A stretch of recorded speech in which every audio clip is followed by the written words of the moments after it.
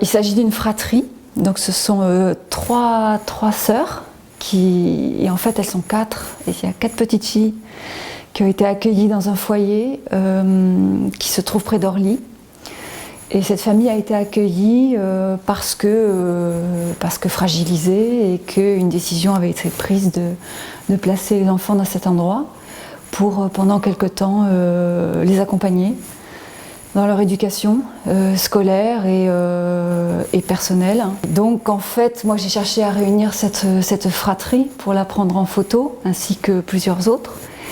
Et il s'est trouvé qu'au niveau du timing, les choses se faisaient à la nuit tombée. Donc en fait, j'ai simplement, puisqu'on est dans des conditions de reportage et qu'il y a beaucoup d'improvisation, moi j'ai simplement cherché à utiliser la nuit et l'éclairage dont je pouvais disposer pour les photographier et essayer de saisir chez elles quelque chose qui parle d'elles. En plus, ce qui se passait, c'est qu'elles venaient d'arriver. Elles étaient que depuis 2 ou 3 jours dans l'établissement. Donc, il y avait chez elles à la fois ce mélange de crainte, un petit peu, je crois, on peut voir dans la photo, et puis d'interrogation sur l'avenir, sur ce qui allait pouvoir se passer dans les jours et les semaines qui viennent. Je crois qu'on voit ça chez ces enfants.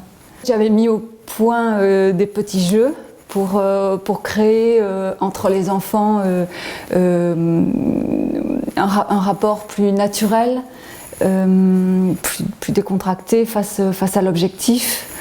Et à travers les jeux et les positions des corps, tout d'un coup, de manière très spontanée, il émerge des choses dont moi je ne décide pas, enfin moi je ne décide de rien à ce moment-là.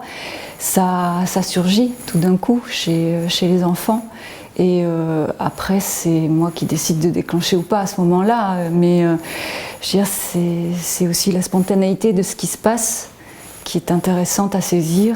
Et ensuite, au niveau de l'editing, à conserver ou pas en fonction du choix que je fais.